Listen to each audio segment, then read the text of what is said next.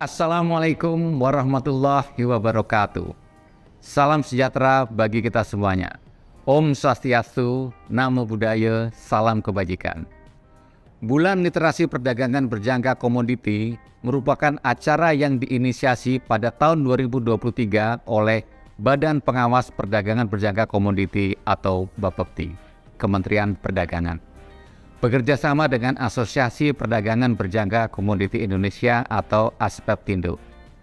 Rangkaian acara dilakukan untuk mengoptimalkan dan mensinergikan pemerintah dan para pelaku industri dalam mengembangkan perdagangan pasar berjangka dengan memberikan edukasi dan literasi kepada pelanggan, calon pelanggan, serta masyarakat pemangku kepentingan lain yang bertujuan meningkatkan pemahaman perdagangan berjangka komoditi di Indonesia.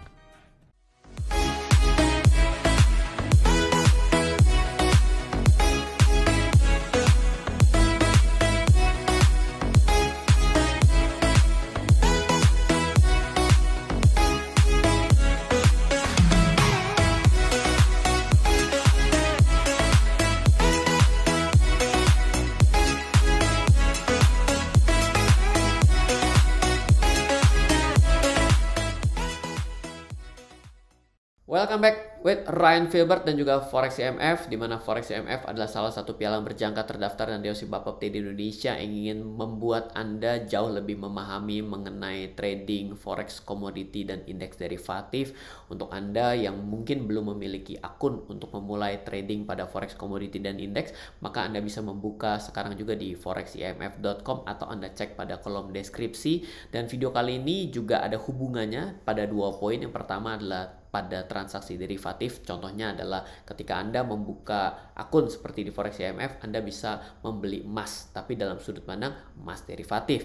Dan juga kita juga ingin meng-highlight menjadi salah satu yang agak miris di Indonesia terkait dengan orang yang flexing. Nah, sekarang saya akan coba ajarkan flexing, bagaimana caranya Anda dengan uang ratusan dolar bisa memiliki emas 3 kg emas. Dan ini menjadi suatu awareness, bukan suatu hal yang mungkin Anda pikir, wah berarti yang namanya membeli emas itu adalah cuma orang kaya yang bisa. Sebenarnya siapapun bisa memiliki dengan strategi yang benar ya, asal jangan flexing dengan cara yang salah gitu ya.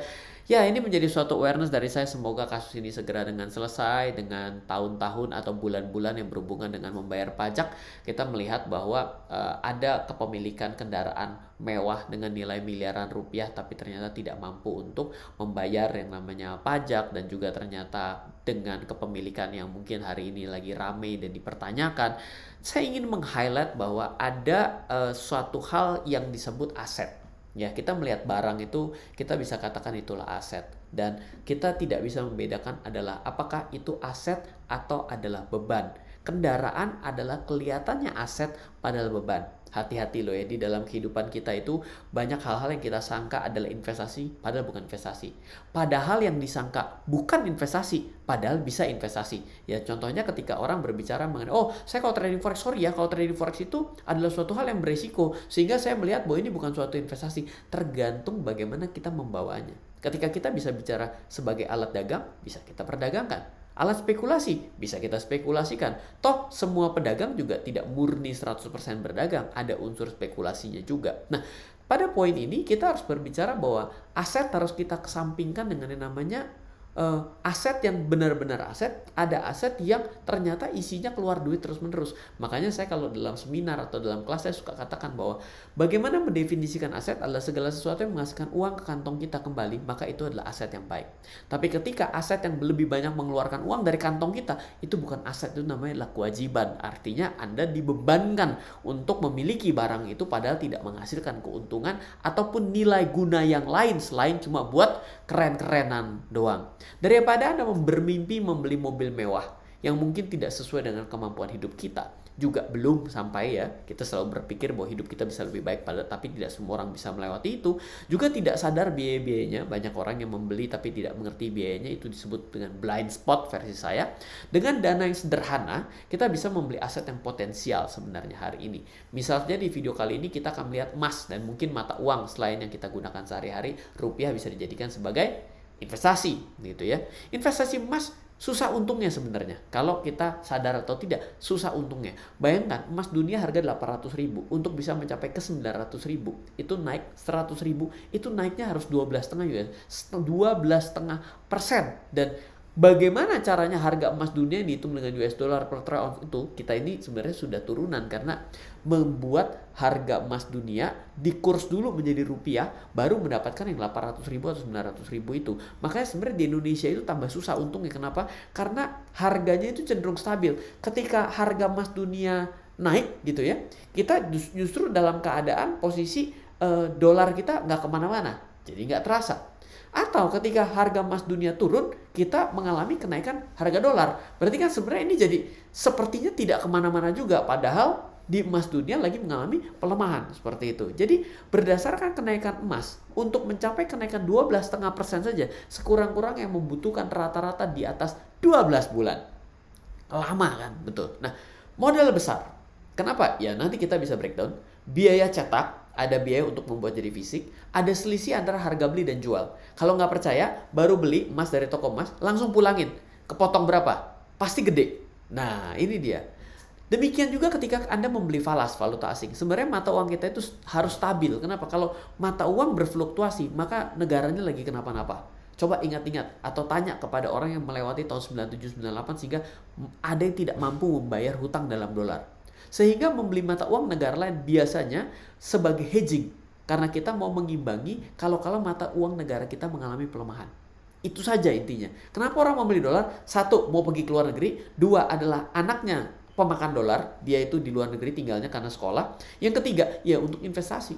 Untuk apa? Kepastian. Ketika rupiah melemah, biasanya dolar menguat. Rupiah melemah artinya negara kita sedang dalam keadaan yang tidak bagus. Maka biasanya dolar mengalami penguatan yang cukup signifikan.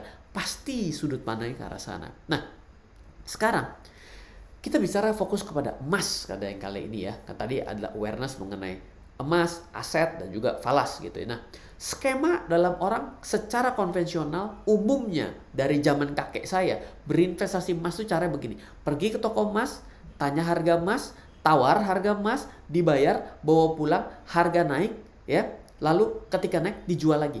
Misal saat ini kita ilustrasikan membeli yang 300 gram. Di video yang lain saya sudah katakan bahwa membeli emas terlalu kecil tidak ada untungnya. Dan apalagi yang cuma 1-2 gram saja. Coba cek kalau kita membeli yang fisik gitu ya. Harga beli let's say di 868.000. Ryan kenapa angkanya klinik 868? Karena pasang togel. Nggak begitu caranya. Tapi ada alasan sederhana yang nanti kita bisa coba lihat. Kita bisa membeli melalui skema modern dengan modal yang jauh lebih kecil tapi untungnya sama. Oke, tapi untungnya sama. Kok agak aneh mendengarnya ya? Membeli emas di broker forex atau di pialang berjangka. Caranya dengan kita mengklik beli di pialang berjangka kita XAU USD. Contohnya kalau lagi kayak begini, Anda ke bawah, Anda tinggal klik di sini, Anda new order, Anda buy. Ketika Anda buy di sini, maka Anda sebenarnya sedang membeli. Nah, ketika Anda membeli 0,1 lot, perhatikan tulisan di sini 0,1 lot. Sebenarnya kita membeli setara 300 gram.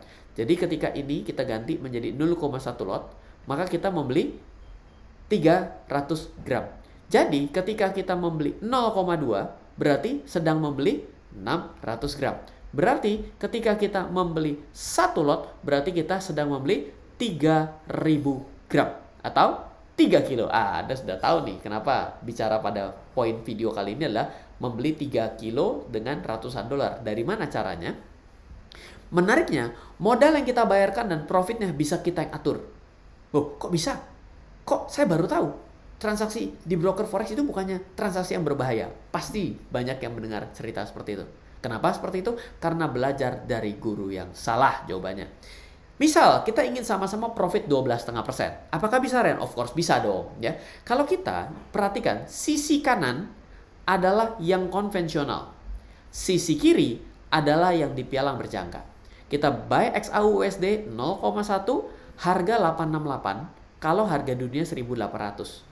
Berarti kalau harga emas dunia di 1854.7 sudah pasti di atas harga 868. Kenapa? Karena 1854,66 ini dikalikan 15.000 dibagi 31,1. Kenapa 31,1? Karena harga emas dunia itu per troy ounce, bukan per gram. Oke, di mana 1 troy adalah 31,1 gram. Oke. Setor dana 18.000 US dollar atau setara 270 juta rupiah, harga naik ke 2025, profit 2250, modal 18.000, profit 2250, 12,5% profit, right? Beli emas di toko emas 300 gram di 868, setor 260 juta, beda tipis ya. Harga naik ke 976.500, profit 32 juta, modal 260, dapat 32,55 adalah 12,5% juga. Nggak percaya, screenshot, hitung pakai kalkulator. Oke.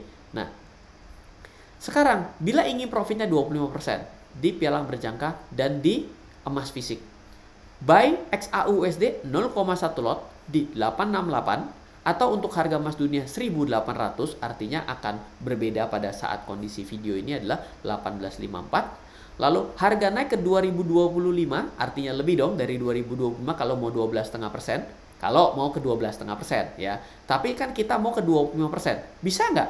Dengan harga tetap naik ke 2025 kita mendapatkan profit 25%. Bisa.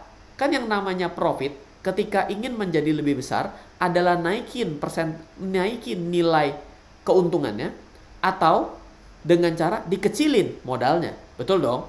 Iya kan gini. Sekarang kita bilang kita kepingin di sini 2/4 misalnya gitu ya. Ini kan berarti hasilnya setengah. Betul ya? Sekarang bagaimana agar ini bisa hasilnya menjadi lebih besar dari setengah? Ya jawabannya ini jadikan lebih besar. Begitu ini 3/4 berarti kan jadi naik. Ya dong. Kalau kita jadikan 4/4 berarti jadi 1. Betul dong?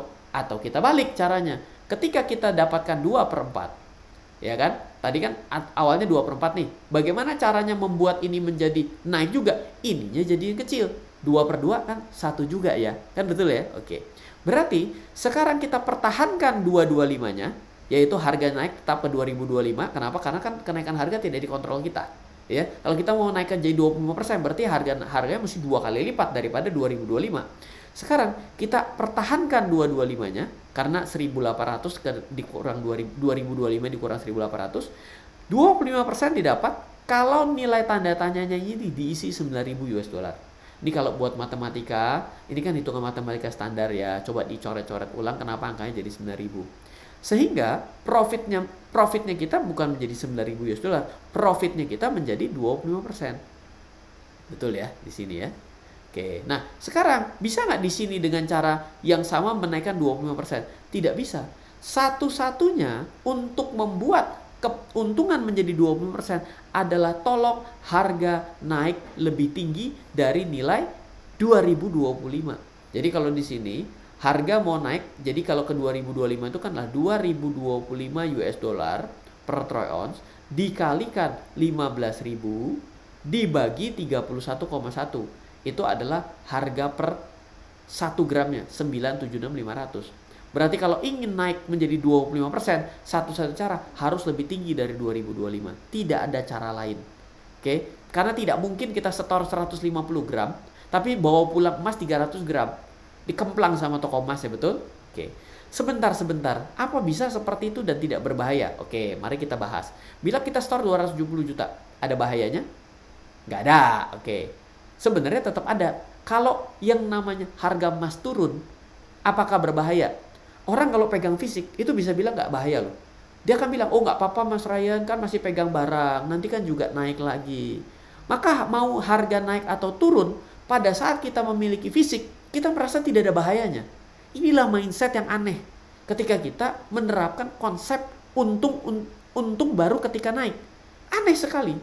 Padahal ketika kita setor 270 juta, maka bahaya itu tetap ada. Kalau harga emas menjadi 0 dan tidak pernah balik lagi. Terus kita jawab, oh ya nggak mungkin dong Ryan, harga emas tuh tidak mungkin 0. Karena emas jadi aneh gitu ya. Ketika kita tawarkan konsep ini dengan pialang berjangka, ketika kita melakukan transaksi pada forex, kita selalu berpikir bahwa mungkin saja harga bergerak turun dan jauh dari harga beli kita. Tapi ketika kita memegang emas fisiknya, mindset kita tiba-tiba berubah. Harga emas naik dan turun, kita tetap aman karena fisiknya kita pegang. Mindset inilah yang perlu didobrak di kepala kita. Sebenarnya apa? Mau pegang fisik, tidak pegang fisik. Mau beli di PLN berjangka atau beli di toko emas, penurunan harga emas tetap resiko buat kita. Nggak peduli fisiknya ada di mana. Oke, ya kita lanjutkan. Nah, kita lanjutkan. Bila harga emas dianggap turun adalah berbahaya. Sekarang kita harus akui dulu bahwa penurunan harga emas adalah bahaya buat kita. Maka bahaya paling takuti adalah harga emas menjadi nol. Kita harus sadar dulu. Tapi ketika kita menyetorkan dana tidak senilai emas, kan tadi kan ketika kita melakukan itu pada pialang berjangka, kita bisa menyetor bukan 18.000 US dollar, tapi kita mau store 9.000 US dollar. Betul nggak? Dengan menyetorkan 18.000, bahayanya ketika menjadi nol. Sedangkan menyetorkan 9.000 US dollar adalah bahaya ketika harga emas menjadi 900 dolar. Kenapa? Karena ketika 900 dolar itu sudah setara dengan nilai nol. Jadi nilai nolnya itu digeser. Bukan ke nol, tapi ke 900. Oke, catatan harga emas 1.800 adalah setara 868.000 per gram.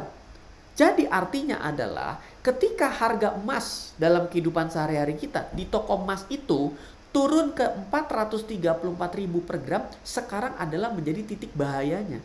Ketika Anda menyetorkan bukan 18.000 US dollar tapi 9.000 US dollar. Ini adalah video memanage keuangan dan menghitung menjadi cikal bakal kerugian orang melakukan transaksi di perdagangan pialang berjangka. Tapi ketika memahami apa yang saya kemukakan, Anda tidak akan bisa mengalami kerugian. Anda akan sama persis ketika Anda duduk di toko emas. Dengan keuntungan, satu, Anda tidak perlu repot untuk mikirin emas disimpan di mana. Dan Anda tidak perlu repot karena harga beli dan jualnya berlaku 24 jam selama seminggu. Dan Anda tidak perlu repot karena harga beli dan jualnya sangat tipis selisihnya, tidak seperti ada di toko emas. Tapi ketika Anda bilang, saya tetap pede dengan emas fisik dibawa pulang, ini tidak berlaku untuk Anda. Oke? Jadi mindsetnya adalah kita menarik bahwa nilai nol tidak di nol tapi di 900 harga emas dunia. Atau di harga emas sehari-hari adalah 434.000 per gram.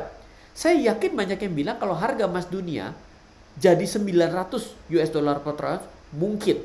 Tapi kalau harga emas di toko emas tidak mungkin ke 434.000 per gram. Aneh ya. Ini aneh padahal harganya hitungannya sama sebenarnya gitu ya. Itulah disebut dengan mindset. Makanya ketika kita memiliki mindset yang salah, maka kita pasti akan berakhir ke tempat yang salah seperti itu. Sebenarnya di pialang berjangka kita bisa lebih murah lagi modalnya. Bahkan untuk membeli emas senilai 3 kilo kita bisa mulai dari ratusan dolar saja. Membeli emas 3,1 kilo atau 1 lot bila harga emas dunia 1.800 US dollar per troy ounce cukup 900 dolar. Bayangkan, lihat ini cara hitungannya caranya. 1 lot dikali 100 karena 1 lot itu adalah dengan 100 nilai kontrak per kalinya. Dengan 1.800 harganya per dikali 1/200. 1/200 yang dikenal oleh leverage atau daya ungkit. Anda cukup 900 dolar. Loh, kok semurah itu? Betul. Yang perlu dipersiapkan adalah keyakinan kita emas akan turun ke harga berapa. Paling jelek akan turun ke harga berapa. Nah, ini dia. Jadi, perhatikan. Ini adalah cara berhitung harga emas dunia. Ini adalah harga dalam Indonesian rupiah dengan kurs 15.000. Ini adalah koreksi. Ini adalah margin awal yang pasti harus disetorkan pada piala berjangka Anda. Ini adalah floating marginnya, yaitu emas turun berapa, mesti setor berapa. Ini adalah modal membeli emas konvensional. Mau harga emas turun ke berapapun, di emas konvensional tetap harus beli di awal. Ya dong, mana mungkin 300 gram di emas konvensional dikasih bawa pulang kalau Anda nggak setor tunai, tidak setor penuh. Atau kalau mungkin nggak membeli 3 kilo tanpa membayar nilai 2, sekian miliar. Nggak dikasih. Tapi di emas dunia ketika kita melakukan transaksi pada pialang berjangka, menariknya gini. Ketika 1.800 turun ke 1.700, Anda mesti siapin 10.000 US dollar ditambah 900. Kalau harga tidak turun, maka cukup 900. Kalau harga turun emas dunia ke 1.600 atau terkoreksi 11%, Anda setor 20.000. 15.000, 30.000. Jadi sebenarnya ini transaksi hemat. Anda akan sama-sama menyetor 180.000 kalau pembelian 1 lot emas Anda atau 3 kilo emas Anda menjadi 0 nilai emas dunia. Jadi mindset ini sebenarnya kalau dibilang orang, oh saya kalau transaksi di piala berjangka ini berbahaya. Bukan bahaya, ngitungnya nggak bisa. Kalau sekarang seperti ini, mana yang lebih bahaya? Jawabannya emas konvensional. Kenapa? Karena mau turun ke berapapun, setorannya tetap 180.000 sudah kalah di depan. Pernah dengar kata-kata Robert Kiyosaki? Bahwa yang benar itu sebelum Anda pencet beli, Anda sudah dalam kondisi benar atau menang. Kalau di sini Anda di dalam sebelum begitu pencet dan kapanpun Anda selalu sebenarnya dalam resiko yang sama. Kalau di sini seiring dengan turun resiko Anda membesar. Logikanya harusnya itu betul. Ya, jadi memang edukasi seperti ini di awal-awal ketika saya mulai mengedukasi saya bilang, aduh kalau forex jangan dulu deh. Tapi saya pikir-pikir banyak orang yang terjebak dalam transaksi forex. Karena apa? Karena gurunya nggak bisa ngejelasin dengan baik. Bila video ini terasa sulit, Anda harus ulang kembali. Dan oleh karena itulah kenapa Forex EMF ingin mengedukasi di RF Channel. Karena kita ingin membuat masyarakat Indonesia itu tahu seperti apa piala berjangka atau broker Forex. Sehingga tidak terjebak dengan membeli secara membabi buta. Oke, kalau melihat penurunan harga emas itu gimana caranya, Ryan? Berarti kan kita harus pandai untuk melihat harga emas turun kemana. Ada cara yang gampang, ada cara yang susah. Di Forex EMF itu memberikan satu tools dari banyak tools yang bagus sekali yang Anda bisa pakai. Yaitu namanya adalah Auto Candlestick Fibo. Jadi ketika Anda memasang ditarik langsung seperti ini. Dari chart harga emas dunia, Anda bisa lihat, oh harga emas ini rada berat nih untuk melewati dari level ini yang di garis ini. Ini adalah Fibonacci. Kenapa? Karena ada di 61,8% dari pergerakan harga 20 hari. 20 hari adalah 1 bulan. Nah, kenapa ini bisa menjadi mudah? Tidak perlu Anda tarik-tarik sendiri karena ada auto candlestick ya, indikator. Jadi silakan Anda coba untuk join atau Anda bergabung di Forex EMF. Ketik forexemf.com atau cek pada kolom deskripsi. Lalu setelah daftar pergi ke indikator, lalu pelajari cara setup indikatornya agar Anda bisa melakukan analisa secara lebih sederhana dan mudah sehingga Anda bisa membeli di waktu yang lebih tepat. Tidak bisa tepat sekali, tapi Anda tidak membabi buta. Itu kata kuncinya. Oke, demikian untuk sharing saya hari ini. Selamat untuk bisa mempelajari suatu hal yang baru buat Anda yang baru. Dan bila Anda belum memiliki akun untuk melakukan trading forex pertama kali ataupun melakukan transaksi pada piala berjangka, Anda bisa mencoba Forex EMF dengan jargonnya trading like a pro. Dan juga ingin orang Indonesia itu melakukan trading secara teredukasi ya. Kenapa? Karena banyak orang itu membuka akun tanpa mengerti apa yang dia beli. Contoh sederhana ya tadi. Tahu nggak satu lot perdagangan XAU US dollar itu setara membeli berapa gram emas? Kalau dari sederhana seperti itu tidak paham, maka bahayanya akan semakin besar. Bahaya itu datang karena ketidaktahuan kita sebenarnya. Semoga selalu bermanfaat. Silakan daftar sekarang juga, coba juga indikatornya, dan sampai ketemu di hari Selasa kita ada live session. Silakan bertanya, kita interaksi bersama, membuat kita bisa tanya jawab, membuat kita yang nggak ngerti jadi bisa dijawab secara langsung oleh saya. Sampai ketemu lagi di hari Senin depan juga untuk seri video lainnya. Bye bye.